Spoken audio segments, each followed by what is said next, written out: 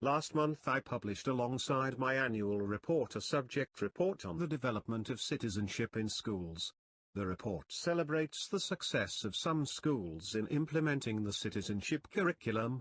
It praises those schools where there have been substantial developments in the subject, and which now go a long way towards fulfilling national curriculum requirements. In the report we are critical of schools which have not taken citizenship seriously, either through reluctance or lack of capacity to make appropriate provision in the curriculum. Citizenship is marginalized in the curriculum in 1/5 of schools.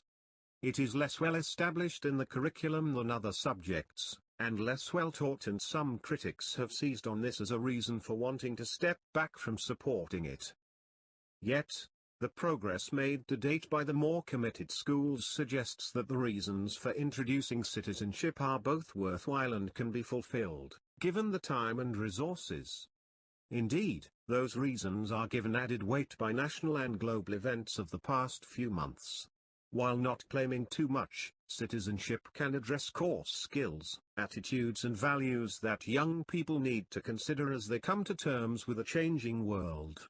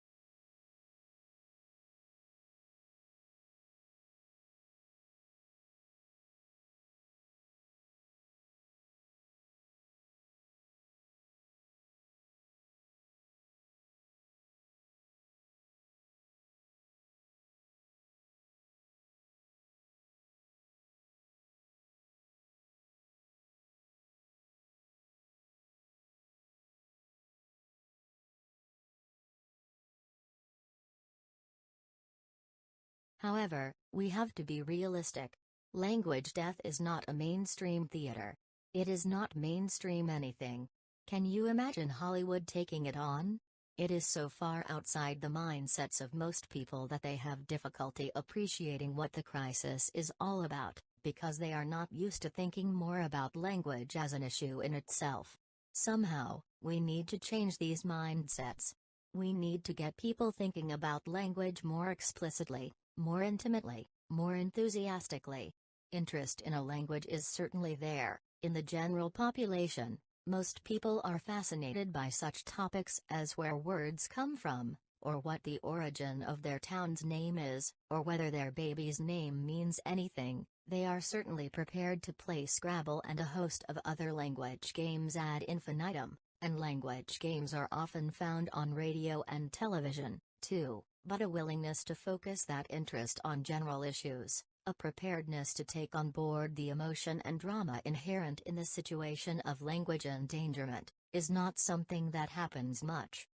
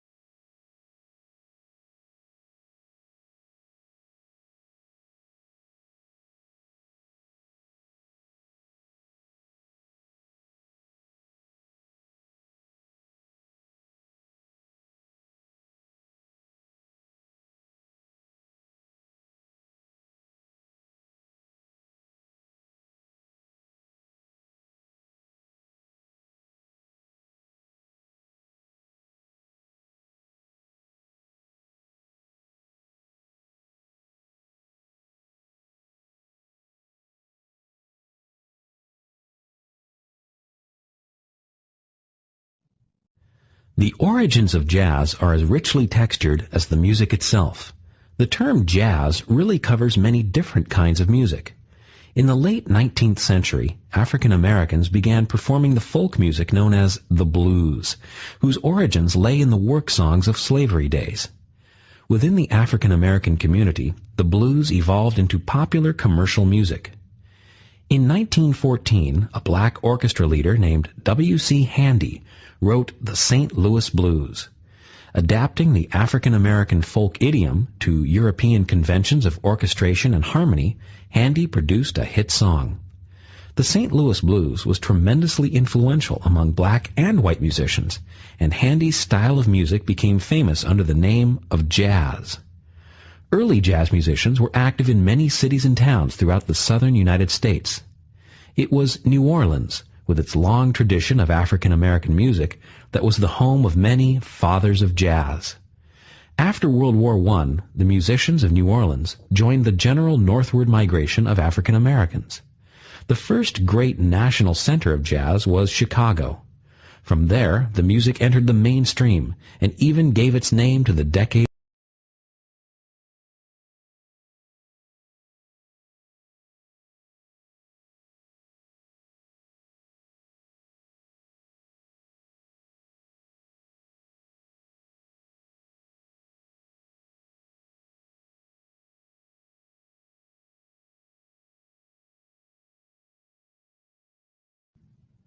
Listen to an art instructor talk about composition. Composition is the organization of shapes and forms into a whole, an expressive whole. The elements of composition, line, shape, tone, and color, need to be well arranged, need to be ordered, they need to be coherent, just like the words and phrases and sentences in a piece of writing. All paintings have a compositional element. Successful paintings sort of suggest the third dimension, the sense that the design goes beyond the picture frame. A picture's unity, which includes the shapes, tones, and colors, is linked to what the artist has to say. The artist's message is strongest when it's clear. A composition is better if it says one thing strongly than if it tries to say too many things.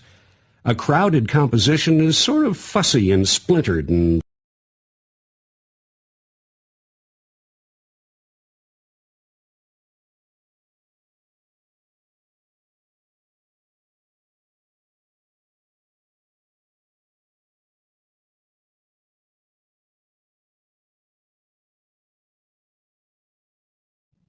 Did anyone happen to catch the American metropolis last night? It was about the growth of cities. I didn't see that, but I did see part of a documentary last week that told about a guy, I think he was a visitor from another country, who wrote a book about the growth of industry and so on, the things we've just studied. I remember he said there was a huge population explosion that turned America into a nation of cities all within a decade. He was talking mostly about Baltimore. Baltimore then or now? In the 19th century, right after the Civil War.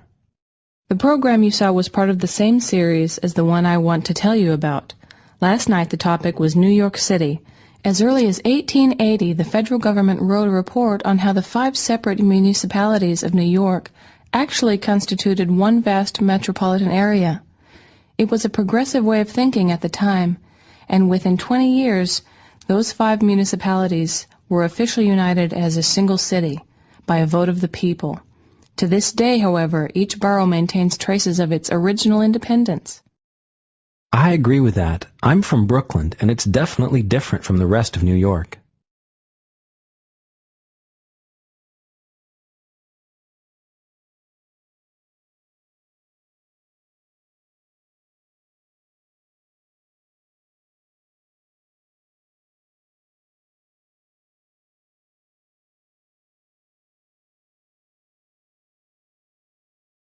Because of their protected status, a lot of bears have lost their fear of people.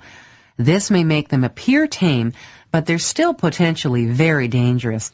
Bears are wild animals. 1 or 2 bear attacks occur each year in Glacier Park. The majority of attacks occur because people have surprised the bear. What should we do if we surprise a bear?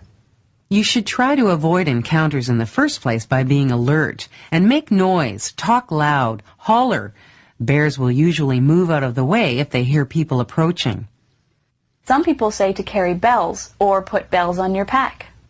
Most bells, even the so-called bear bells, are not loud enough. Calling out or clapping hands at regular intervals are better ways to make your presence known. But isn't it kind of rude to make a lot of noise in the woods? I mean, people go there for peace and quiet. In bear country, noise is good for you. Hiking quietly endangers you, the bear, and other hikers. People sometimes assume they don't have to make noise while hiking on a well-used trail. Some of the most frequently used trails in Glacier Park are surrounded by excellent bear habitat. You can't predict when and where bears might appear along a trail. That's for sure. I remember my surprise when a black bear charged me. It must have been running away from hikers who surprised it on the trail ahead of me. Don't assume a bear's hearing is any better than your own. Some trail conditions make it hard for bears to see, hear, or smell approaching hikers. You should be especially careful near streams, against the wind, or in dense vegetation. Stay with your group and, if possible, avoid hiking early in the morning, late in the day, or after dark, when bears are more likely to be active. Bears spend a lot of time eating, so avoid hiking in areas like berry patches or fields of glacier lilies. How will the bear act if we surprise it? Bears react differently to each situation. They may appear to tolerate you and then attack without warning. The most important advice I can give you is never to approach a bear intentionally.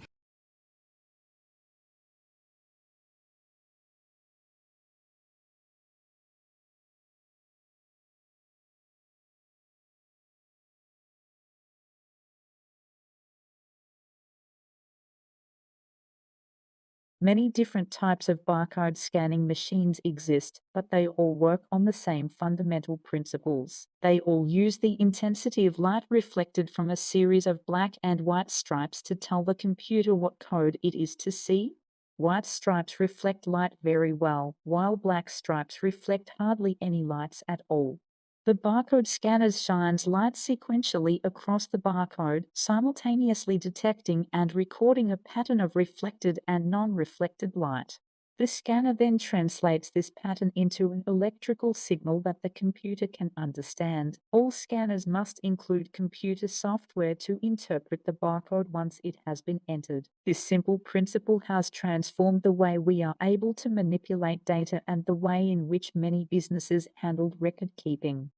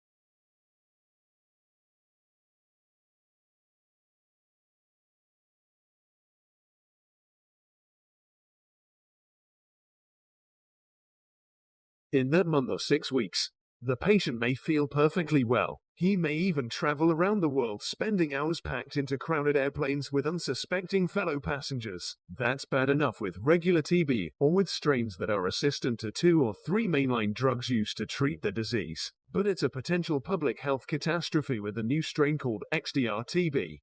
For extensively drug-resistant tuberculosis, the strain is impervious to a wide array of first and second-line drugs. That's why 30% or more of its victims die. And that's why people like Lawrence Gostin are rethinking what public health authorities should do about people with suspected XDR-TB in the weeks before the diagnosis is in.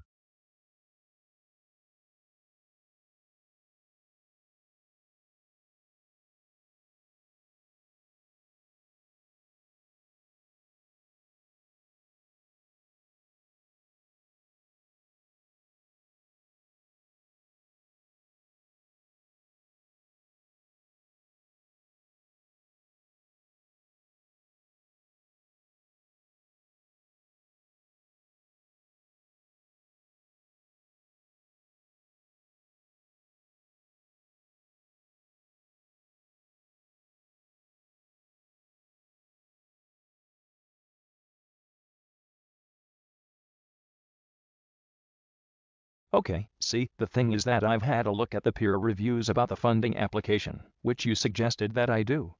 But what I found is that several reviewers are saying that there isn't actually sufficient focus on my topic. Right. I think that is actually the case, but I remember that the proposal is based around things that have already been done. And the fact that it's just one of a number of factors, and these affect health and safety.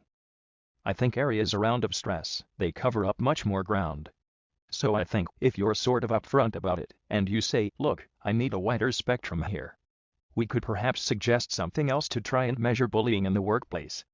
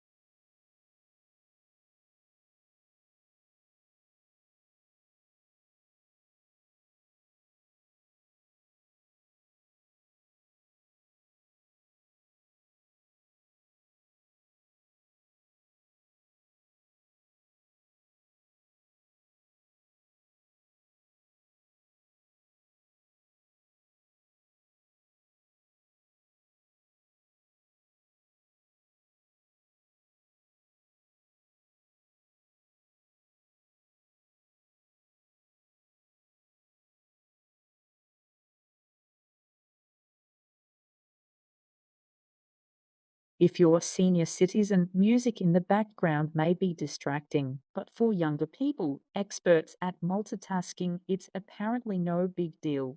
That's according to a study in the journal Gerontologist. Researchers recruited 103 people, half between the ages of 18 and 30, the others between 60 and 75.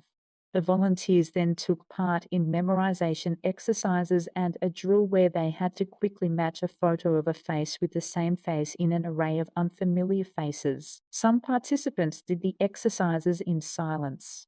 Others performed the tasks while listening to white noise or instrumental jazz, blues, classical, and electronic music. Across age groups, the consensus was that the background sound was distracting, but only older people's performance suffered when the noise was present. For example, older folks who did the face matching with music playing remembered 10% fewer faces. The result matches up with the theory that the elderly are less able to filter out what's called distracting task-relevant information. In this case, the distracting info might have interfered with them storing the facial image in the first place, much less impeding their ability to remember it a short while later.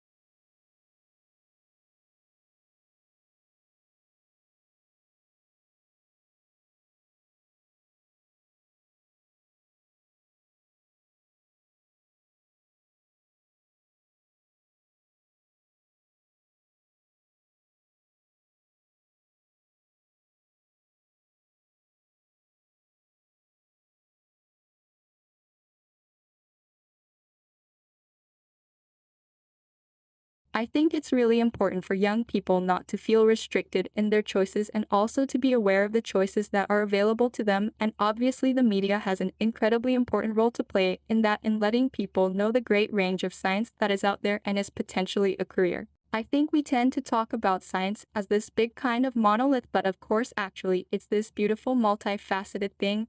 There's almost something for everybody there. There are so many different aspects of it that really attract lots of different types of personality, I think, and somebody that's going to be attracted to working in biology might be a very different person from somebody who's attracted to engineering. I suppose it's about knowing the breadth of opportunities that are out there, and so anything that universities and broadcast media can do to make sure that those opportunities are visible, I think, is really important.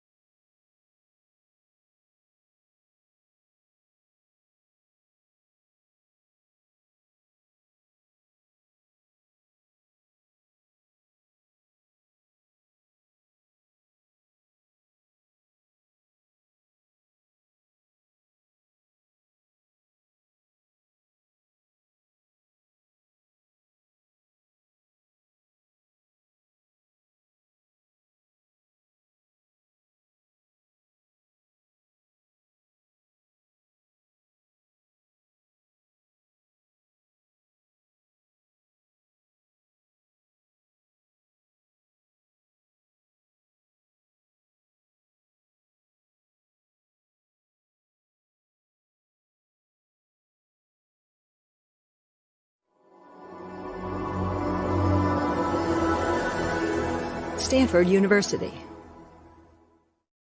We all get depressed. Bad stuff happens to us. We all get depressed. We feel lousy. We feel withdrawn. We feel sort of a sense of grief, and we're not taking much pleasure, and we withdraw. And then we get better. We cope. We heal. We deal with things in life. What's the deal with you that you can't do that? And there's this lurking sense, given that all of us have periods of being depressed and come out the other end, when you look at people who instead go down and stay down there to this crippling extent, there's always this little voice between the lines there of, come on, pull yourself together. We all deal with this sort of thing.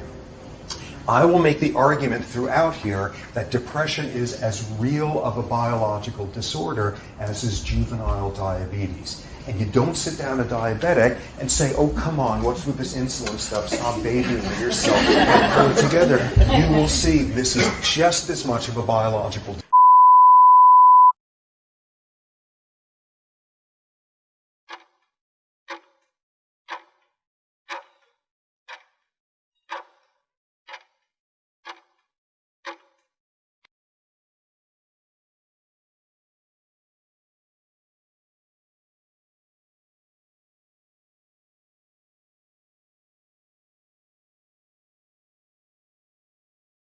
Parents and other adults with whom children have close contact have a powerful influence on children's food preferences.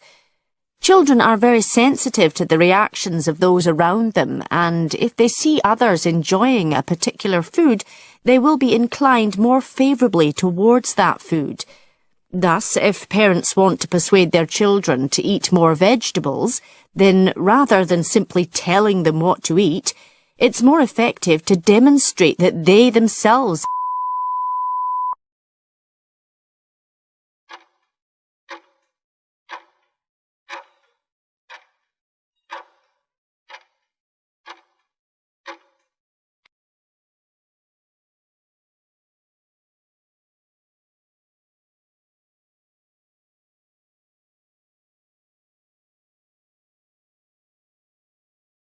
The European Economic Community was established in 1957 Its aim was, in broad terms, to move towards closer political and economic cooperation. Today, the much larger European Union has a far-reaching influence on many aspects of our lives, from the conditions we work under to the safety standards we must adhere to and the environment in which we live. In order to achieve the free flow of goods and services, workers and capital between the member countries, they needed to establish mutual policies in areas as diverse as agriculture, transport and working conditions. When they had agreed on these policies, they became law. Now, though, the EU is concerned with a far wider range of issues.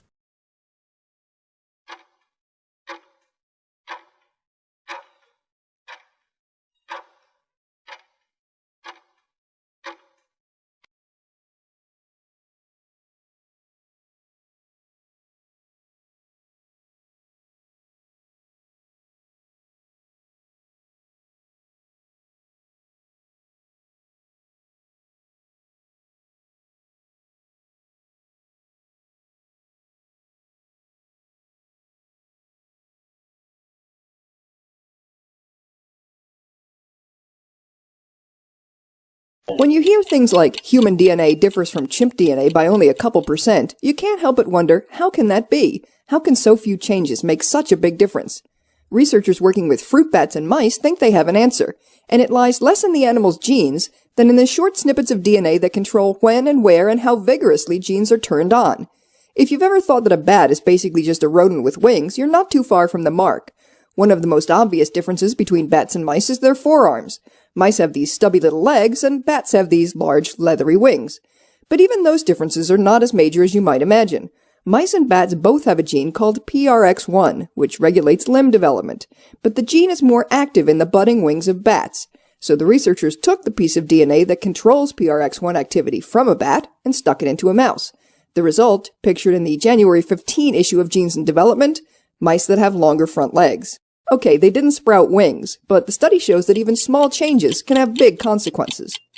Thanks for the minute. For Scientific American's 60-Second Science, I'm Karen Hopkin.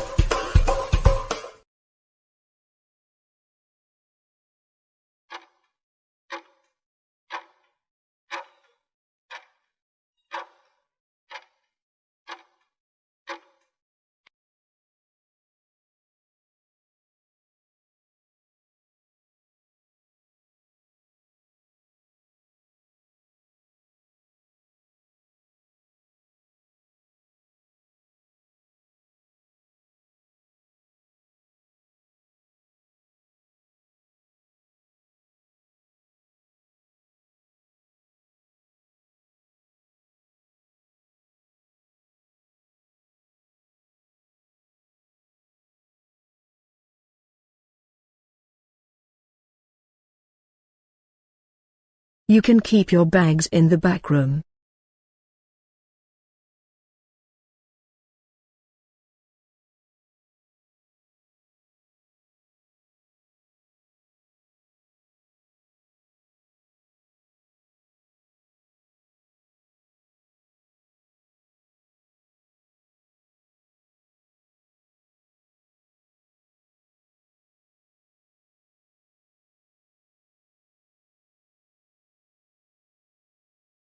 Remember, the prestigious election of student membership has strict eligibility criteria.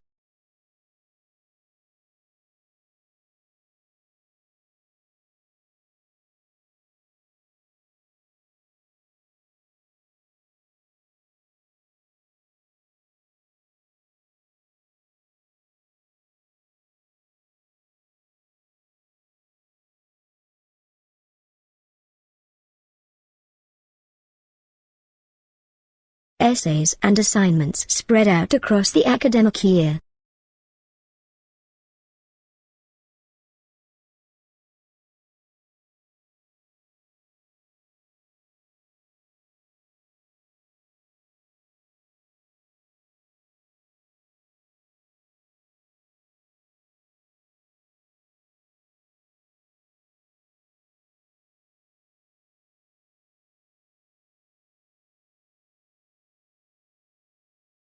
food containing too many calories provides little or no nutritional value.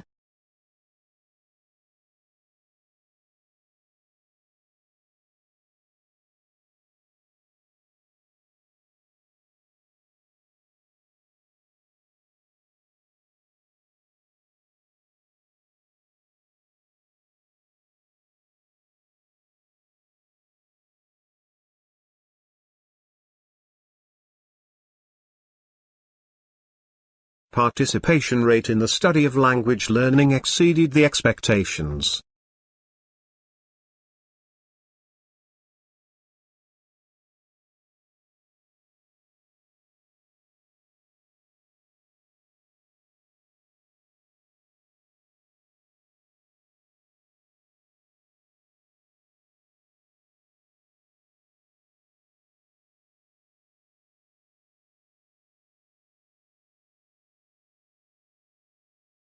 You can contact oil traders by email.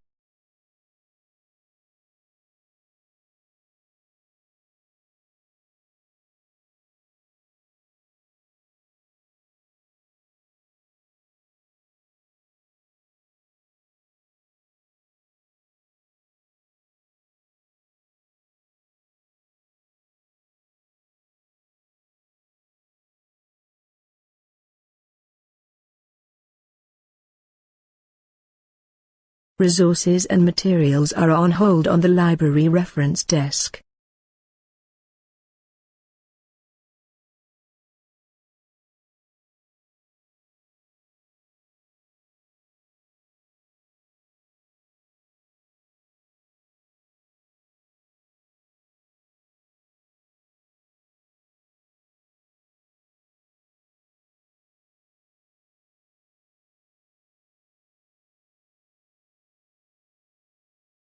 The university provides different excellence of facilities for students and staff.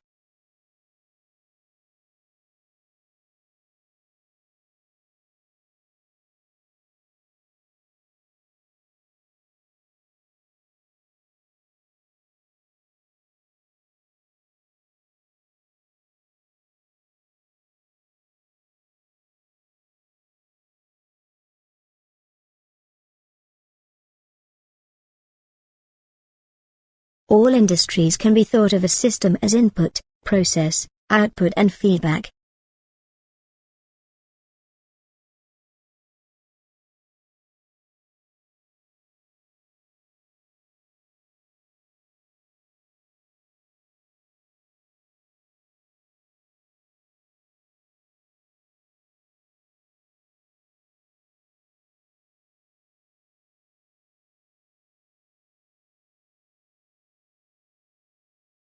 Financial help for undergraduate study is available on application.